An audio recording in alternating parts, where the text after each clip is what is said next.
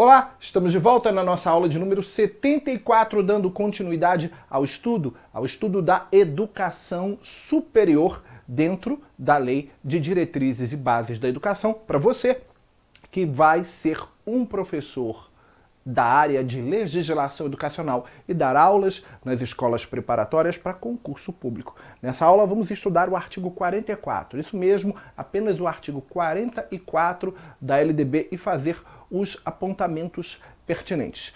Diz o artigo 44, que já está aí na sua tela, que a educação superior abrangerá os seguintes cursos e programas. O primeiro são os chamados cursos sequenciais por campo de saber. O segundo, os cursos de graduação. Isso mesmo, cursos de graduação. O terceiro, no inciso terceiro, a pós-graduação, que pode ser lato sensu, também conhecida como especialização, ou stricto sensu, também conhecida como mestrado e doutorado. E por último, os chamados cursos de extensão, isso mesmo. Os cursos sequenciais por campo de saber são aqueles cursos superiores, também conhecidos pelo nome de tecnólogos. Tecnólogos são cursos superiores, mas que não são equivalentes a uma graduação. Por isso, muito cuidado quando você for fazer um concurso público que, por exemplo, exija como grau de escolaridade a educação superior a nível de graduação. Quando exigir a nível de graduação, aqueles que têm curso sequencial por campo de saber não podem se habilitar para esse concurso. Quando exigir apenas educação superior, ou até o termo errado, nível superior, mas ele aparece nos editais, é um termo errado, o certo seria educação superior, e ele não discrimina ali o requisito mínimo que seria a graduação, então quem tem um curso sequencial por campo de saber poderá sim fazer este concurso. Muito bem, vamos inciso por inciso.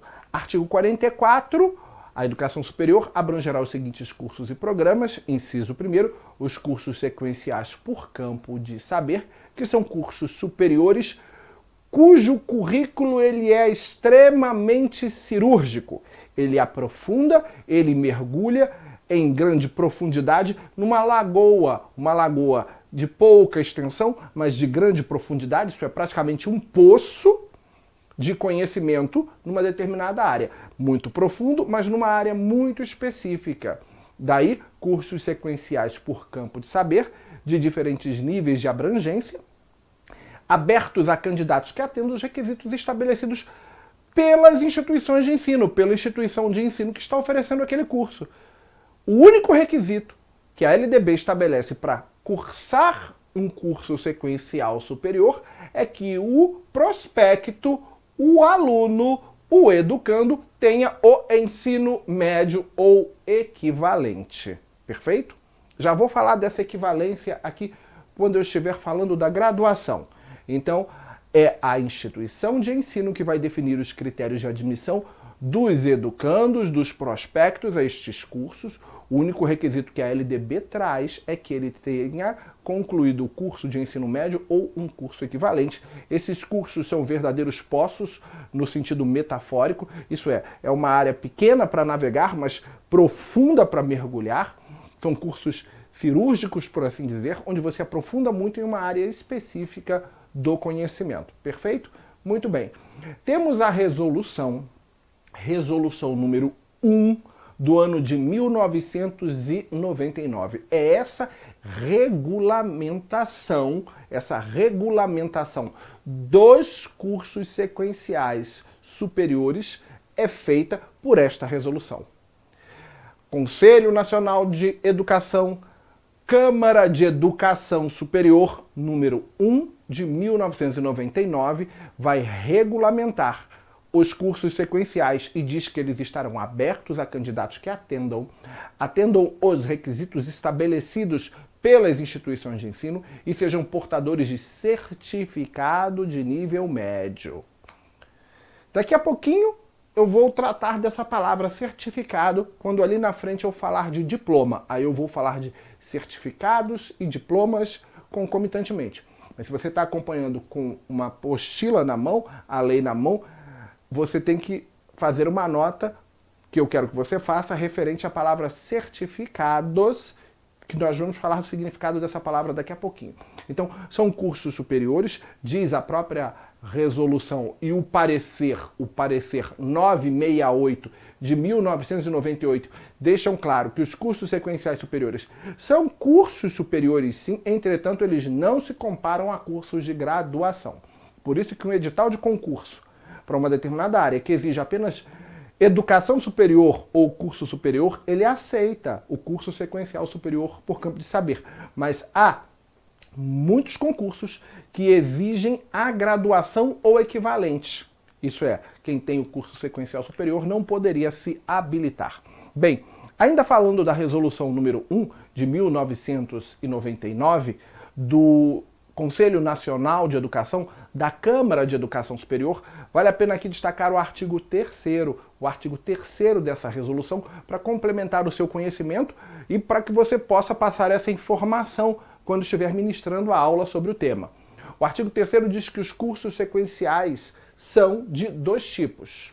O primeiro tipo está no inciso 1º, meio óbvio, o segundo no inciso 2. O inciso 1º diz que são cursos superiores de formação específica, daí a ideia de formação cirúrgica, como eu falei para vocês, com destinação coletiva, conduzindo a diploma. Veja que eu destaquei a palavra diploma e no próximo slide eu vou falar da questão do diploma e da questão do certificado. Muito bem. Inciso 1º, cursos superiores de formação específica, com destinação coletiva, conduzindo a diploma. Inciso 2, cursos superiores de complementação de estudos, com destinação coletiva ou individual, conduzindo a certificado. E aí eu coloquei uma nota, essa nota é minha, exemplificando os cursos do inciso 2, como, por exemplo, as complementações pedagógicas. Aqueles pedagogos que se formaram há muito tempo, antes de 2001, por exemplo, para continuar trabalhando em determinadas áreas da pedagogia, para o qual anteriormente já eram, inclusive, habilitados, tiveram que voltar para a faculdade e fazer a chamada complementação pedagógica. Essas complementações pedagógicas são equivalentes a esses cursos sequenciais que a gente está falando aqui a nível de complementação de estudos, para habilitá-los a continuar trabalhando em determinadas áreas que, no fundo, já trabalhavam antes. Então, as chamadas complementações pedagógicas podem ser oferecidas também na forma de cursos sequenciais superiores. E também podem ser oferecidas na forma de pós-graduação. Pós-graduação lato sensu, a título de especialização.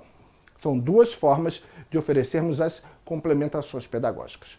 Muito bem, falando da ideia do certificado, há um entendimento geral que o certificado é um documento que comprova uma formação geral.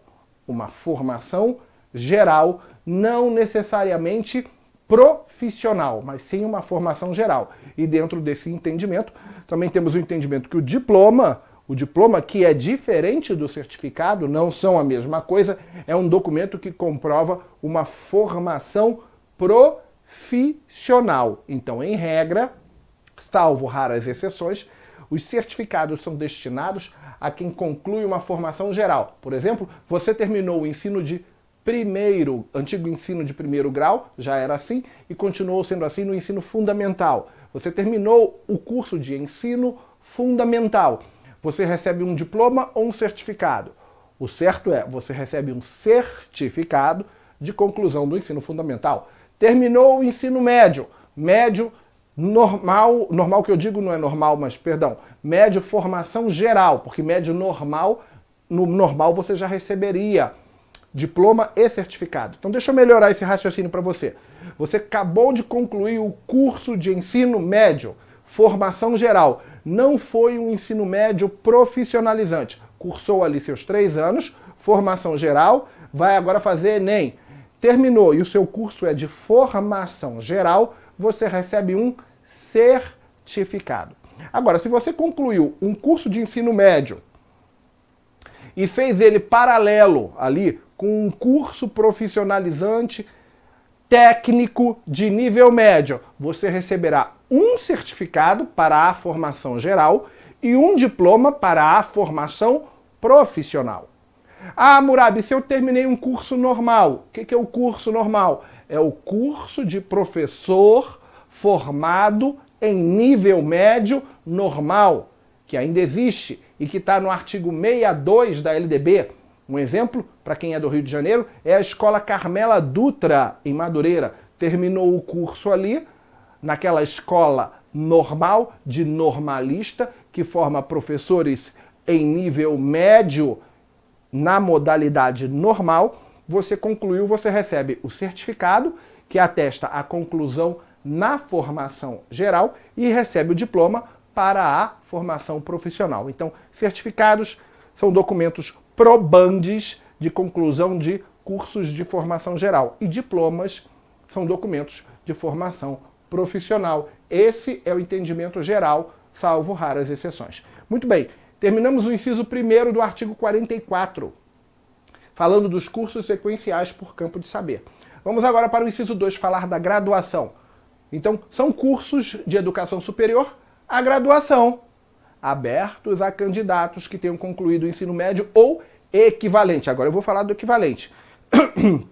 E tenham sido classificados em processo seletivo. Essa é a regra. Muito bem, o que é esse equivalente? Vou te explicar. A gente sabe, por exemplo, já estudamos ao longo do nosso curso, que o ensino militar, o ensino nas instituições militares, ele não segue necessariamente as regras da LDB. Ele tem regras e normas próprias. Muito bem. Então, esse ensino militar que tem regras e normas próprias, não segue as regras da LDB necessariamente. Se eu pegar aqui, por exemplo, o Colégio Naval é uma instituição de ensino que fica situada no município de Angra dos Reis, no Rio de Janeiro, uma instituição de semi-internato, onde o aluno ali permanece 3 anos, o que seria o equivalente do 1º ano do ensino médio, 2º ano do ensino médio e 3º ano do ensino médio. Fica ali em frente à Enseada Batista das Neves. O Colégio Naval, quando o aluno termina os 3 anos de formação do Colégio Naval, ele sai com um diploma, na verdade um certificado, equivalente ao ensino médio. Equivalente ao ensino médio. Por que equivalente ao ensino médio? Porque ele teve algumas matérias de formação geral que estão no currículo do ensino médio, daí ele consegue garantir a equivalência, mas ele também teve uma série de outras matérias ligadas à área de formação militar naval, próprias da carreira militar naval.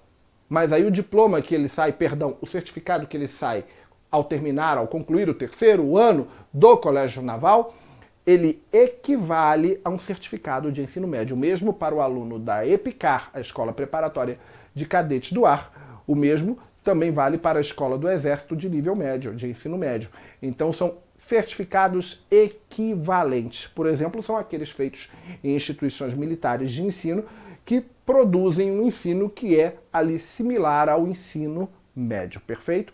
Muito bem. Continuando, eu tenho aqui uma nota, na verdade, algumas notas a respeito dos cursos que a gente vai falar de agora por diante. A primeira nota informa que na graduação o ensino é ministrado, coisa que você já sabe, semestralmente ou anualmente. Você geralmente vai ver a questão do semestre, mas ele pode ser feito também de forma anual. Assim, denominado de semestre letivo ou ano escolar. Lembrando que o semestre letivo ou o ano escolar não coincidem necessariamente com o semestre civil ou com o ano civil. Eles podem, inclusive, extrapolar de um ano para outro.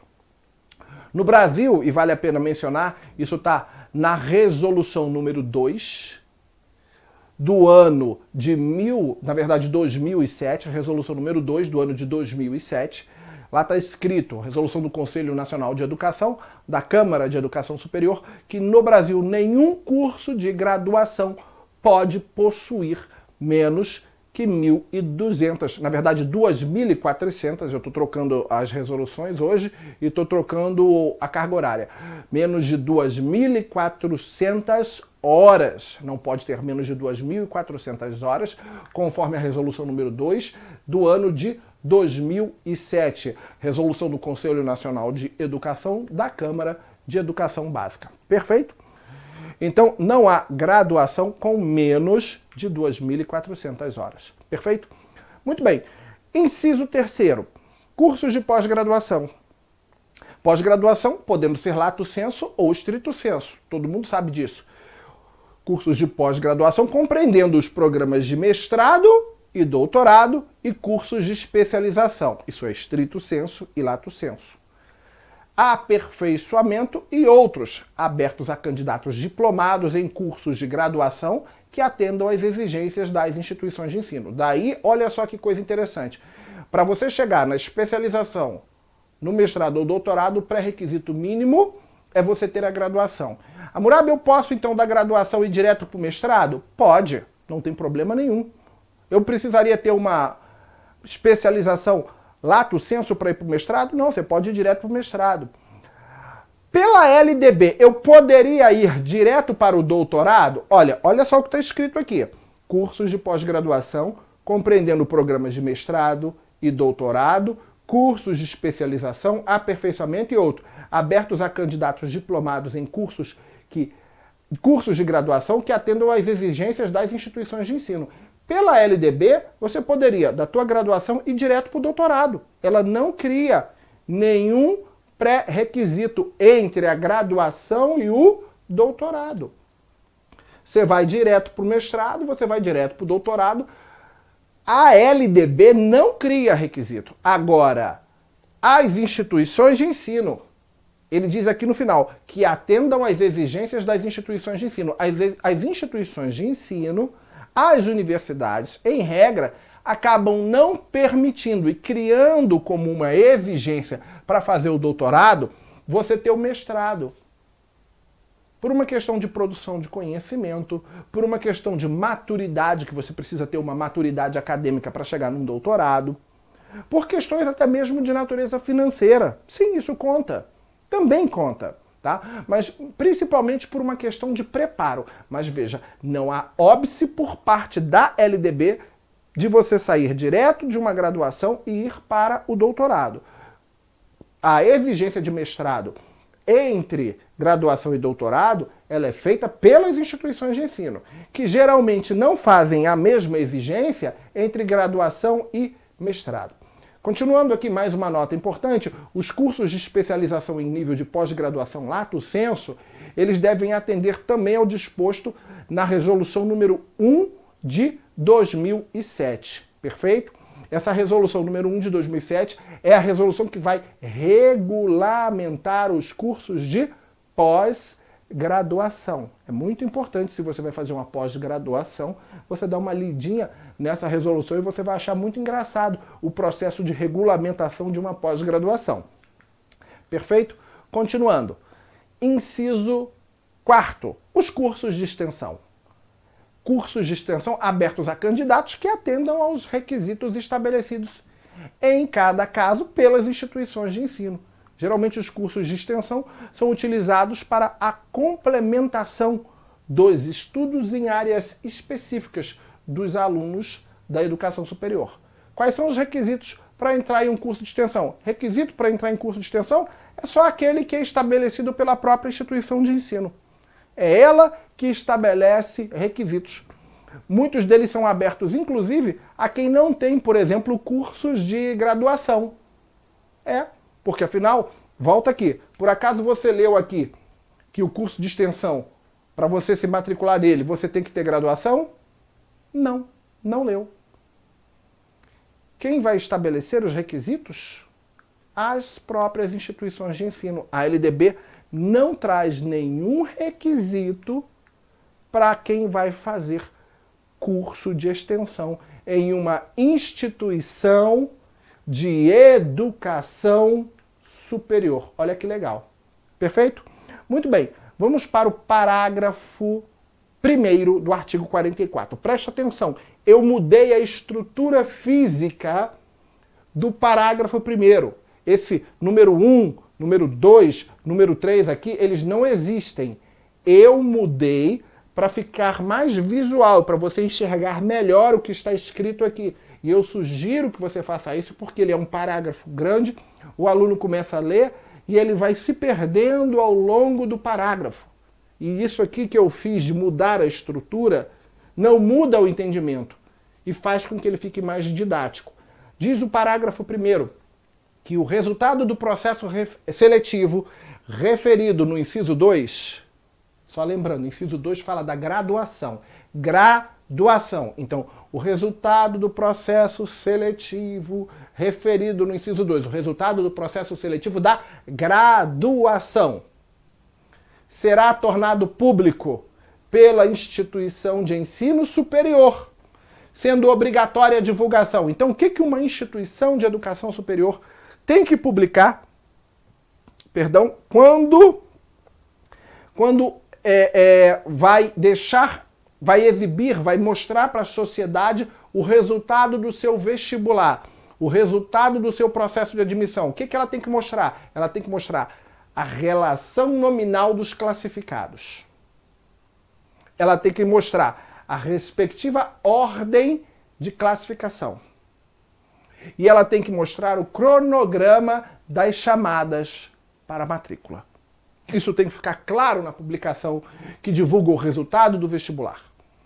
E vai fazer tudo isso de acordo com os critérios para preenchimento das vagas, constantes do edital que ela mesma publicou, assegurado o direito ao candidato classificado ou não de ter acesso às suas notas ou indicadores de desempenho em prova. Exames, ter acesso ao exame e demais atividades da seleção, a sua posição na ordem de classificação em relação a todos os demais candidatos. Geralmente, como a instituição sabe que tem que fazer tudo isso, ela já publica tudo isso de uma vez só.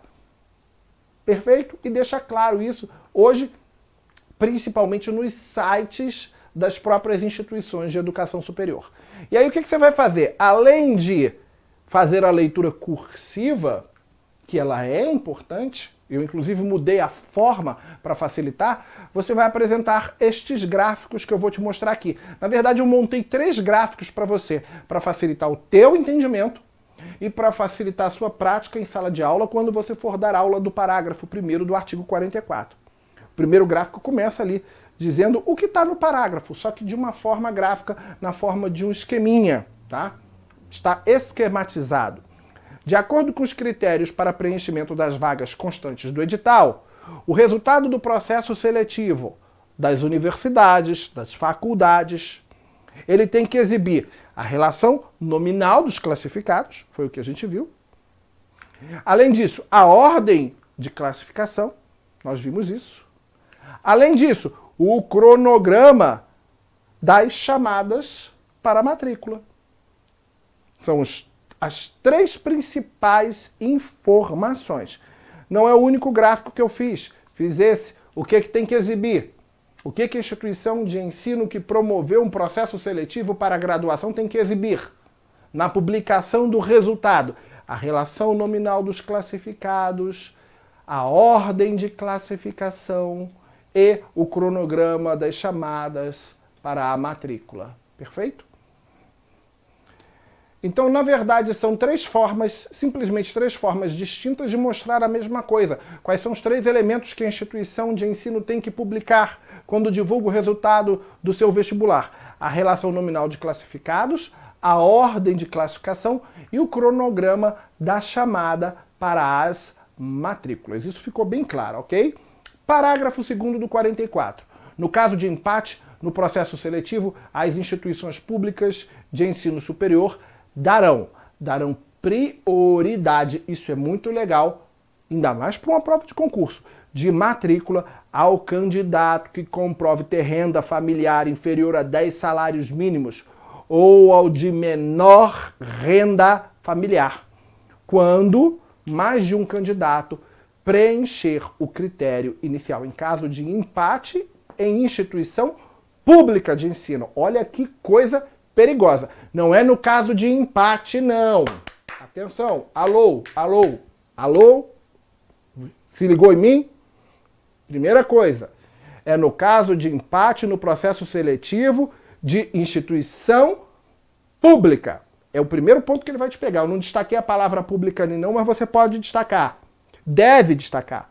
Porque na prova ele vai vir com uma sentença do tipo, de acordo com a LDB, no caso de empate no processo seletivo nas instituições de educação superior, as instituições de educação superior darão prioridade de matrícula ao candidato que comprove ter renda familiar inferior a 10 salários mínimos? Não. Errado. Veja que eu excluí do enunciado a palavra públicas. Isso aqui dá prioridade para quem tem menos de 10 salários mínimos no caso de empate. Ou a menor renda familiar é para instituições públicas apenas. As privadas não seguem necessariamente essa orientação. Perfeito? Então, deixando isso bem claro para você, quando você for trabalhar em sala de aula, a questão da prioridade de quem é e que essa prioridade ela é limitada às instituições públicas de educação superior. Praticamente fechando nossa aula, o parágrafo 3º diz que o processo seletivo referido no inciso 2 considerará as competências e as habilidades definidas na BNCC. Falamos disso, gente, quando eu dei aula para vocês, justamente dessa lei aqui, ó, 13.415 do ano de 2017, que acrescentou esse parágrafo 3º aqui ao artigo 44, é a lei da reforma do ensino médio. E eu disse para vocês que o Enem levaria em conta, com o passar do tempo, dois momentos na sua realização. Um em que ele avaliaria as competências gerais estabelecidas na Base Nacional Comum Curricular e um segundo momento em que ele iria avaliar os itinerários pedagógicos. Lembra que eu expliquei isso? Naquelas 10 mudanças do ensino médio? Tá aí a fundamentação. Perfeito? Terminamos mais uma aulinha. Um grande abraço, fique com Deus e até o nosso próximo encontro.